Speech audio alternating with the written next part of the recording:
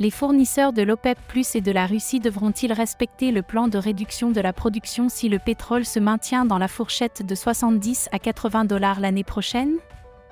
Le marché mondial du pétrole est en perpétuelle évolution avec des prix fluctuants, une concurrence féroce et une instabilité politique et économique.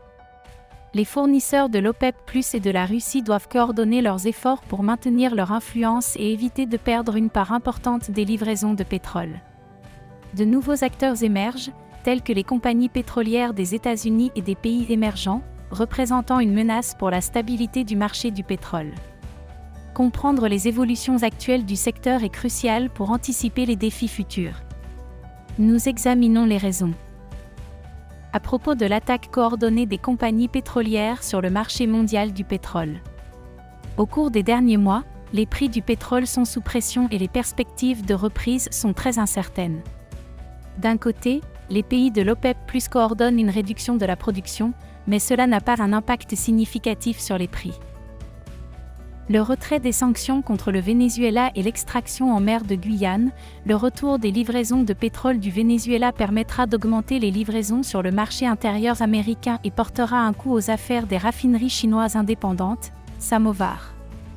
Actuellement, ils sont obligés de rivaliser pour le pétrole du Venezuela avec les acheteurs indiens, ce qui réduit leur décote.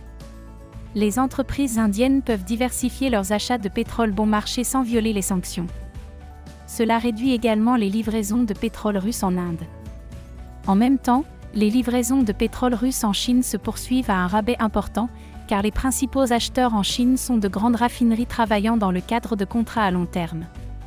Rappelons que la réserve pétrolière de la Chine est actuellement la plus grande au monde, ce qui exerce également une pression sur les prix.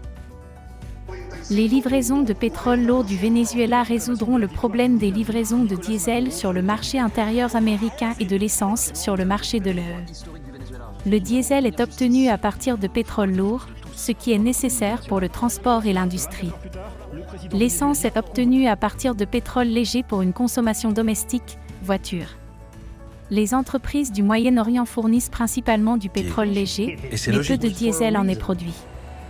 Dans le contexte de la réduction de l'industrie en Europe, la demande de carburant diesel diminue également là-bas.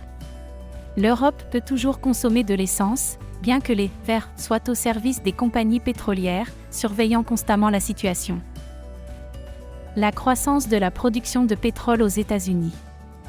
Nous avons déjà écrit sur la consolidation du secteur pétrolier américain. Ce processus ne fait qu'accélérer. Le volume de fusion et acquisition entre les entreprises travaillant dans le bassin de Perm a déjà dépassé 100 milliards de dollars. En conséquence, les volumes de production de pétrole aux États-Unis ont déjà atteint 13,1 millions de barils par jour et continuent de croître.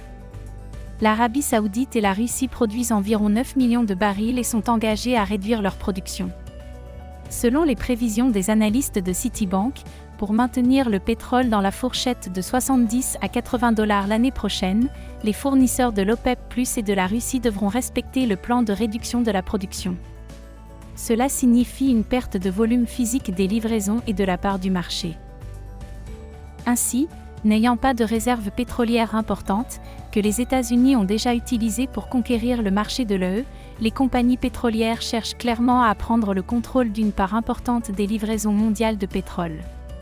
L'une des principales tâches des compagnies pétrolières pour 2024 est de tenir des élections démocratiques au Venezuela et d'intégrer la production et la transformation de pétrole non seulement en Guyane, mais aussi au Venezuela, dans leur système.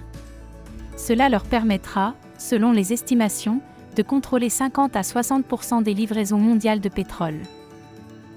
Cette nouvelle configuration sur le marché de l'énergie met les fournisseurs de l'OPEP+ et de la Russie dans une position très vulnérable, nécessitant des actions coordonnées non seulement au niveau des dirigeants, mais également au niveau des compagnies pétrolières. Une intégration beaucoup plus étroite est nécessaire qu'aujourd'hui, un échange de technologies, une coopération dans la logistique, peut-être la création de bourses ou d'un système commun de vente.